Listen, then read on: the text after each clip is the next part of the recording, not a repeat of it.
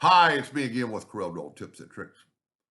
Over the last several days, I've made a bunch of videos on this geometric pattern, and somebody emailed me and asked me, what's the big deal? Why would you want to make this pattern? Well, one, it looked pretty neat printed, but the main reason, if I was going to make a pattern like this, I would want it for like a vent cover. Because if we take this and left click, right click, and put it red, that can be cut out.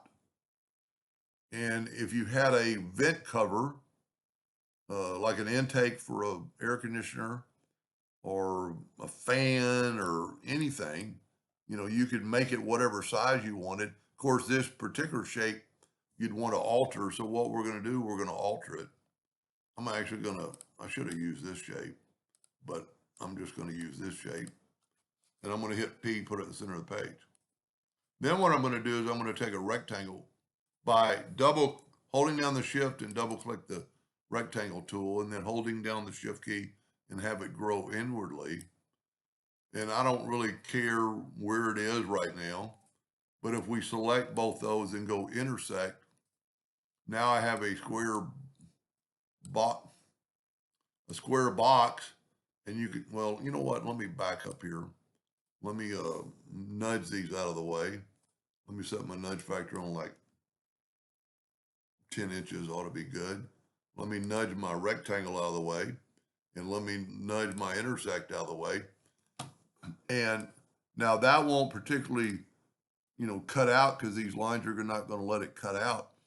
But if we take this outer line and turn it into something other than a hairline, I think that's about the thickness of the other. Let's make it a little bit thicker. Let's make it 0.25 and go, because you'd want probably the outside stronger, go up to object, convert it to an outline. And if we left click, right click, and now if we weld this, we might have to remove that outer box, and we don't. So now, if this is the size of your vent, and you could make it, let's say it's, well, you could let's say it's 15 by 15. Of course, that's going to stretch it a little bit, but 15 by 15, if that was your vent cover, if you took this and cut this out on a laser and made it brown like wood and filled that in, that's what your vent cover would look like, to keep little hands out of the way.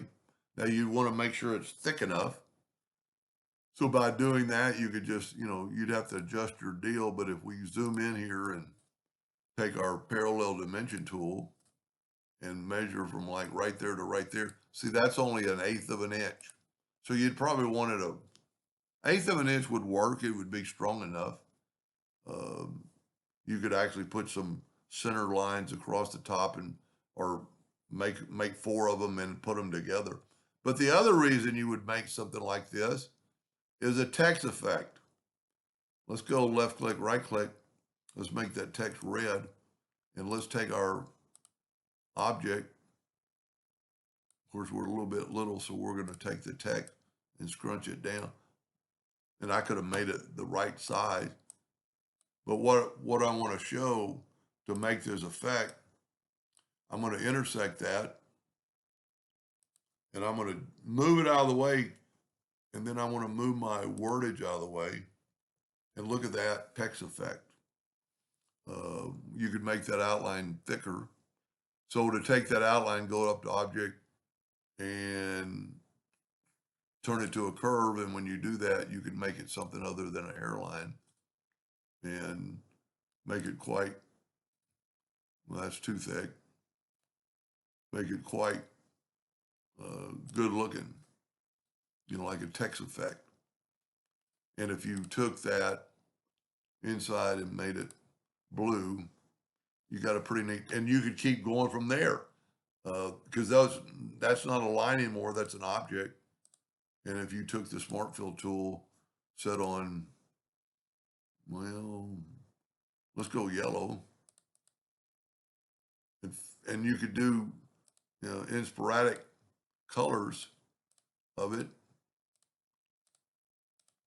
and change let's go that light blue.